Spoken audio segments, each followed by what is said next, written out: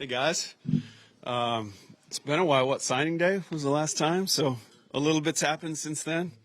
It's been a lot of fun, been a lot of fun. Went into the off season with a couple of main objectives, and that was one to retain the core of that college football playoff roster, and then just create as much competition, increase the competition in every room. And I feel like the staff's done a pretty good job of that. So really giving the coaches a lot of credit on the retention piece. To retain the players that we did, it's about the relationships. I think it speaks to the relational culture that we've built. It's not transactional around here. So just a lot of good things, really great vibe in the building. It was great. You just got to meet Coach Witten, Coach McCullough, and has Lamar been down here yet? And Lamar as well. Really excited about those guys. James Dobson in the weight room. So a lot of great changes going on, and with that, I'll open it up.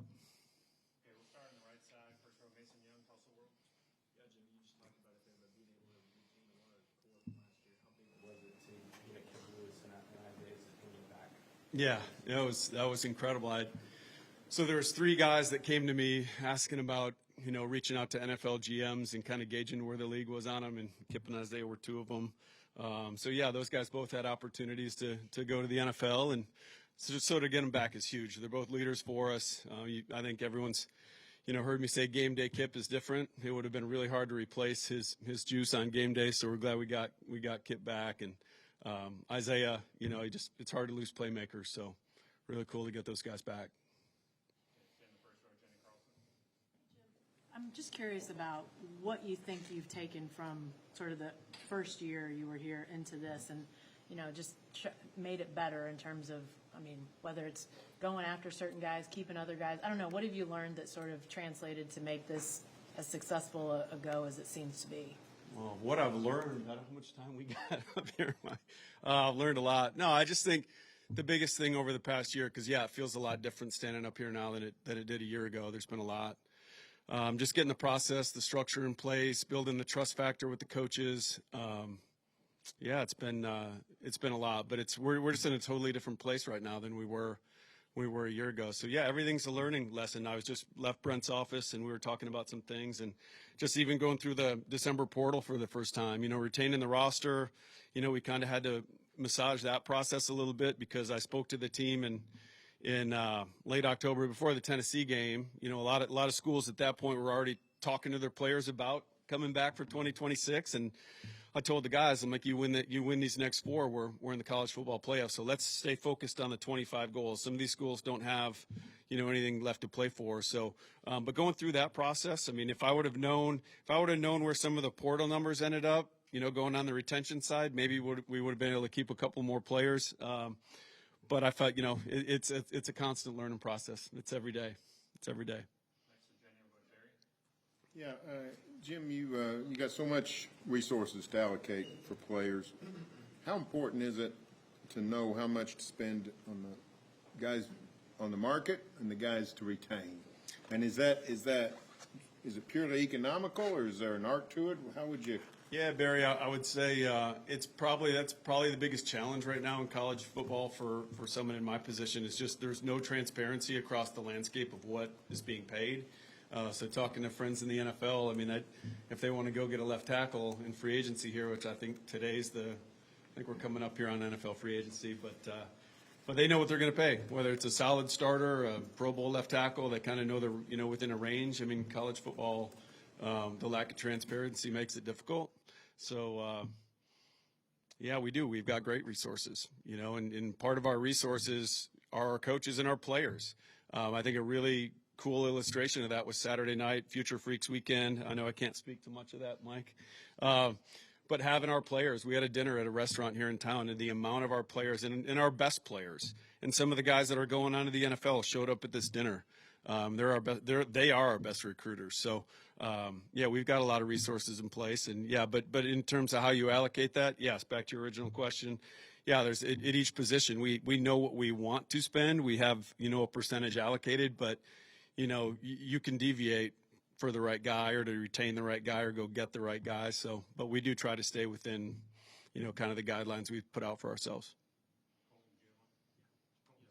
Jim, you let off talking about Jason Witten. I just wanted to ask you about the tight end room you guys overhauled. Just what have you thought of that group so far and the guys you added? Yeah, I'd say the biggest thing with the portal and even the 26 guys, just big picture, is we feel like we have the right people. Again, workouts have been great. It's been really fun to watch those guys move around and compete and strain, and you see some of the makeup coming out in them. But until we get them out here on the practice field, you don't really know what we're going to get till we get the pads on. That's Christmas morning for our staff to see those guys with the pads on. But the tight end room is something we knew we needed to address. We want to run the ball better.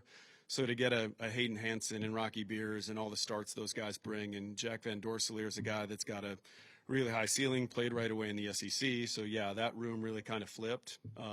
So just excited to get them in pads. I mean, they're all a little different, but they're all big. They're all big guys. I mean, you'll see them when they're out on the practice field, but and they're leaders, and they're different. They're different guys, like personality wise. The three guys are really different, but they're all invested. They're all really invested in this, and to have Coach Witten coaching them, it's exciting. It's exciting what we'll do. Well, I think we'll look different with those guys on the field this year. Yeah, Jim, you talked about it's been 1 year since you've been hired, and a lot's happened since then. Team won 10 games. You had 10 guys go to the combine. You guys have the #1 recruiting class right now. How much different is the program today than when you first took over, and how did you maybe get this momentum, get to this point? Yeah, it's different in all those areas you spoke to. I think anytime you can win 10 games and go to a playoff, it helps recruiting. So those things work hand in hand. But yeah, I mean, the vibe in the building doesn't feel a lot different. I said that, a year ago, that coming in here, even on the interview day, like, this building was in a good place. Coach Venables has done an unbelievable job of building the culture here along with the coaches. So I think our staff has just added to that. We've intentionally hired guys that aren't just tape watchers. I mean, these guys really help in the recruiting part of it too. I mean, if you're a parent and you get a call from Lake Dawson, I mean, Lake and I are parents ourselves, and he's got 3 grown ones. I'm close to being an empty nester myself. So we're really intentional that way. But yeah, it's certainly, the results were different this past fall, and we're just so much further ahead in the recruiting. A year ago at this time, we had 3 commits. Now we've got 19, and of those 3, only 1 ended up here. So, there was a lot of massaging going on right now in terms of the board and who we were going after a year ago, and now we're all in this thing. We've been on these same players for a good amount of time now together with the coaches. So, yeah, it's a lot different. Left side, Tom Green. Hey, Tom. Retaining Isaiah is huge, but that wide receiver room looks a lot different than it did a year ago. I guess, how would you describe your approach to reshaping that, both just in terms of the physical traits you may have targeted, and when it comes to guys like Trell and Parker, the proven production that they have in Power 4 leagues? Yeah, we've got some young guys in the room too that we're really excited about, but Parker and Trell are proven guys, and we needed to get some playmakers on the outside. A huge Deion Burks fan, but Deion's probably more of an inside player, but that was kind of Isaiah's spot. So, Parker's the guy that played a lot of football, 6 touchdowns as a redshirt freshman in the SEC is really good production. Unbelievable hands. I joke with him, I'm like, I don't know how much catch you played with your dad in the front yard as a kid, but like, you put anywhere around him, he's a really QB friendly guy. And then Trell is a guy that can play inside and outside, super explosive. He's 6 foot, 200 pounds, but he plays bigger than that, which we really like. He's good with the ball in his hands. That was the main focus too, along with the tight end room. We just needed to get better around John, and we needed to equip Coach Arbuckle with, more people to, be more multiple on offense and be more effective on offense. So yeah, that those 2 guys were huge, getting Parker and Parker. We didn't see that coming. We didn't see Texas dropping Parker that way. So that was huge for us.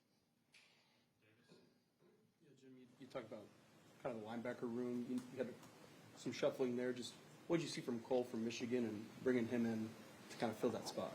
Yeah, I think anytime you play against another team and you do the advanced scouting work on them. I mean, Cole's the guy that we really liked when we did the advanced work for Michigan. And then he's big. I mean, the guy's just a hair under 6'4". He's 230 pounds. He's like a 10.8 broad jump. I mean, this guy's a really explosive athlete. He was a stats major at Michigan, and I took 2 stats classes at Michigan. I didn't do real well in them. So he was actually a stats major. It tells you. So really smart guy as well. So yeah, he was a guy that we went after hard. With we didn't know what was going to happen with Owen Heineke. You know, we kind of anticipated that could be a potential loss. So, yeah, Cole's the guy we targeted, and he's fitting great. He doesn't say a lot. He's up there all the time. I feel like between, I think there's a lot of opportunity in that linebacker room right now, and they all kind of feel it. So, like James Nesta, Taylor Heim, the 4 freshmen, like that third floor in Coach Streiling's office, every time I walk by, there's players in Coach Streiling's office. So, just a lot of really good competition in that room, and that's a great thing to have.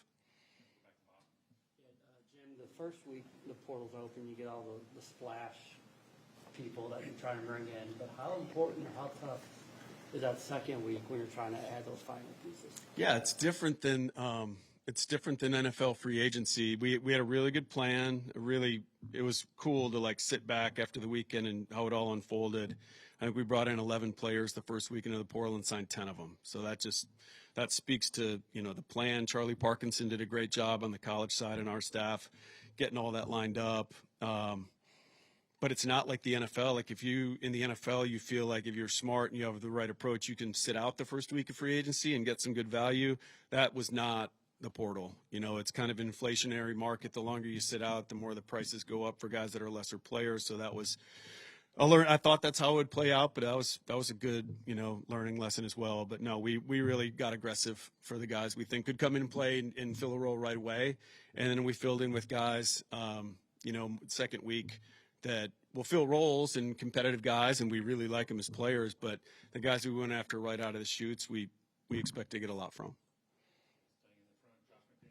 Well, maybe you bonded with Roger Denny already and his vision for athletics. Roger, you want to come up here? No, Roger, we're all fired up about getting Roger here. It was really unique after the hire, how many people, just my phone is blowing up with people in Illinois. And then I think at his press conference, they boarded a plane of 12 people to come down. I've never seen that. There was no one at the Senior Bowl coming from my press conference, but so no, we're all really excited about Roger. We got a little bit of time at a donor event out in Palm Desert, and spent some time out there and just to get aligned. And I know he's going to be fully supportive. And they were doing some really cool things, with some other. Won't get into it too much, but they were doing some really cool things at Illinois football that we're not doing here. I've kind of been a goal of mine to maybe get to that point. And now that he's already coming from a place where they're doing some of that stuff, I'm excited about. So yeah, fired up. Operationally, how is the relationship with you and Brent now after having gone through that whole thing for the past year? You mean like process wise? Yeah, it's been awesome. I stood up here at the first press conference and I said, we're going to be on the same page. We have to be.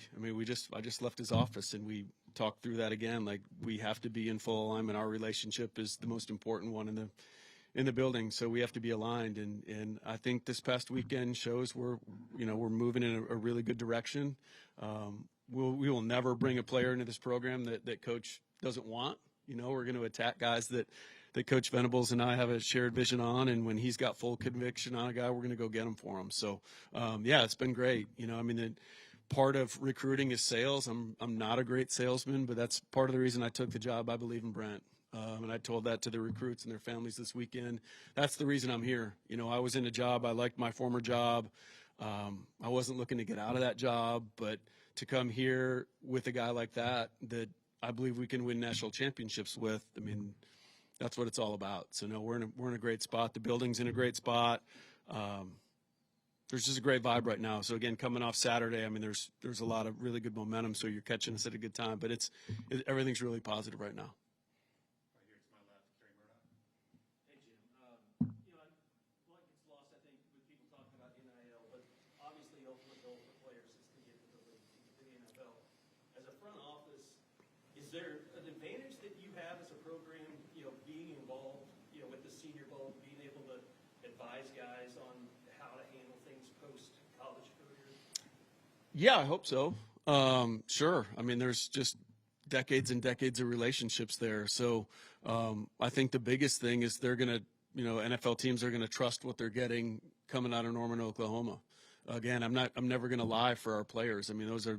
those guys, the general managers, those are guys I started out with 25 years ago on the road with. So I'm not, but I don't have to lie for our guys. This is a great program, and knock on plastic. But we off the field, I look around. There's a lot of other programs with headaches that they're dealing with. We don't have any of that here, and that's again testament to Coach Venables and the coaching staff. But so no, I mean we've sat all those guys down before they went off to combine and everything. We just did it with the rising seniors. We did every rising senior got with a member of our staff. I think we split it up. We all had 3 or 4 guys. I think I did Mateer, Peyton Bowen, and Kip, and went through like a mock NFL combine interview. We taped it, we videoed it.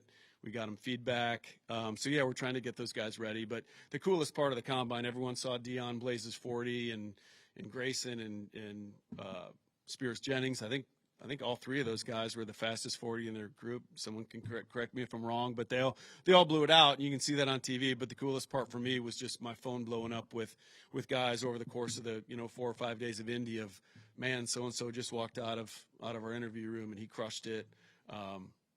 So yeah, just getting those guys prepared, and so hopefully there's value in that. Yeah. You mentioned just the results of the combine. Is there anything that you guys do as far as getting those guys with trainers or making sure that they're training the right way? No, their agents handle that stuff, but again, you're not just gonna get fast or get explosive from January to February. So again, I think that's a testament to all the work that Schmitty and Coach Dobson and the guys have done down in the weight room over the guys' careers here. You don't just train for a couple of months and do that. So. Second row left side, Ryan Chapman. The offensive line had great retention with the young guys you want to bring back. How is that process as far as backfilling some of that depth and also infusing competition for this group going into the spring? Yeah, it's good to get those guys back. A lot of starts. So yeah, we added almost over 8,800 snaps this year in the offseason. I think we were top 5 in the SEC in most snaps gained and top 5 in least lost, or however you say that. And then on the offensive line, it's going to be huge. So to get all those guys back, Jake at center, kind of being the anchor of that line, and Marion Harris was a huge add for us, a guy that started 24 games at Arkansas, like proven guy in this league that can play guard and tackle. He's going to be a right tackle here, but another guy that gives us position flexibility. And yeah, some of the other guys through the portal are going to have a real chance. We saw something on tape that we think that there's some upside there, and there's some young guys. I mean, there's 2 guys in the freshman class, Noah Best and Deacon Schmidt, are working really hard and doing really good things. So we're excited about that group. That room's heading in the right direction for sure. Yeah, Jim, I just want to ask you mentioned it earlier, but Owen Heineke and just the way that situation unfolded, the uncertainty there, just with his eligibility and all that. Just what did you learn maybe seeing through that process and kind of how that unfolded? Yeah, still learning, I would say. We're still working through some of that. We're not giving up. Yeah, Owen's just a guy you want to fight for. We've got a locker room full of great young men, and Owen's incredible. Been in a lot of close contact with he and his dad through this process, and through Owen's Senior Bowl and Combine. He came back last week, and we were watching practice together, and I think it got him really juiced up about potentially maybe coming back here and being a Sooner, being around his teammates again and seeing those guys work. But he's special. He's a really special young man. If it ends up where he's in the NFL next year, whoever gets him is going to get a really good football player and a great young man. But yeah, we're still working through that. How difficult is that then, just not knowing what that process would unfold, but you've also got to worry about managing the roster and sure, positional needs? Absolutely. No, I mean we couldn't. We had to account for Owen not being here, right? So we did what we did in the portal to do that. But again, if there's any sliver of hope of getting Owen back, we're going to do that. And again, it's not hard on me. It's the hardest thing on Owen. I mean, he doesn't know where to focus his time. I mean, I'm in NFL draft. Am I doing that? Am I chasing that? Am I going to be a Sooner again? So I know it hasn't been easy on Owen, but at his maturity, like, he's handled it great. But yeah, it's been a lot harder on him than us. Time for 3 more quick ones. If you just keep it to one question. Third row, Curtis Fitzpatrick. Hey, Jim, wondering about the portal schedule change and how the calendar's been altered. You don't have the spring portal. Yeah, it's great. I was going to ask, do you like the change? Does it benefit you and your staff? Yeah, I'm going to like it when we get to April and there's not another portal again. Yeah, I mean, you just work with whatever's in place. So and that could change next year. But this year we know that there's not a spring portal. It's going to be good. We're going to have a spring game, so that's nice that we're going to be able to do that and be out in the stadium and get after it a little bit. So that's great. But no, you just deal with whatever's put in front of you that year. And in college football, you got to be ready to pivot. We talked about that a year ago at the first press conference, and we'll be ready to do that. But yeah, the December portal was. Again, I think if you had a plan in place and you were ready for it, it was great. I loved our portal process, so couldn't be happier with it. Yeah, Jim, they had a big roundtable for Washington. With no current GMs in it? Yeah. Yeah. No current GMs. Yeah, no one with boots on the ground? Yeah. That's crazy. smart. But what's your overall thoughts of some of the things you heard coming out of that, maybe potentially where things are moving forward, or where you hear it's maybe I'm gonna shoot you straight. I didn't pay a lot of attention. We were getting ready for the Future Freaks weekend, and I didn't have a lot of time to pay attention to that. You talked about the retention piece a little bit, and Brent has talked about the longer a guy stays in the program, the better off he's going to be. But in today's time, guys are flying out and things like that. You guys did a pretty good job of retaining players. How much do you talk to those guys, and how much are they buying into the longevity of being at a place like Oklahoma can help them do what they want to do at the end, which is play in the NFL, instead of just chasing a dollar or whatever? Yeah, I'll say everyone in the building works really hard at the relationship and creating a culture here, and that's real. And talking to the parents that were in town this weekend and the players, it's almost easier when we have those weekends on a game day, because I just tell them, go out in the stadium and watch our players. Like, watch them coming on and off the field, and watch them celebrate with each other. Like, a lot of schools preach brotherhood and all that. I think it shows up on the field. But yeah, so that goes into the retainment part of it. And then I think when you see guys come before you that develop in year 3 and year 4 and stick with it, like whether it's Grayson or, Fabechi, some of these other guys that, have breakouts in year 3, year 4. I mean, even Jaron Kanek, for a guy that switched positions and stuck with it and worked hard and was about the right stuff. That helps, and then when they see the guys in the locker room having that success. So it all feeds into itself. So we're always going to work hard. We want to live, we want to retain our players. We want to recruit and develop and retain our players. And again, we lost a couple guys, a few guys that we would have loved to have had back, but that's just not the reality of college football anymore. And they wanted to go start somewhere else, and that's great. We look forward to seeing those guys at their next stops, and hopefully they're killing it. Thanks, guys.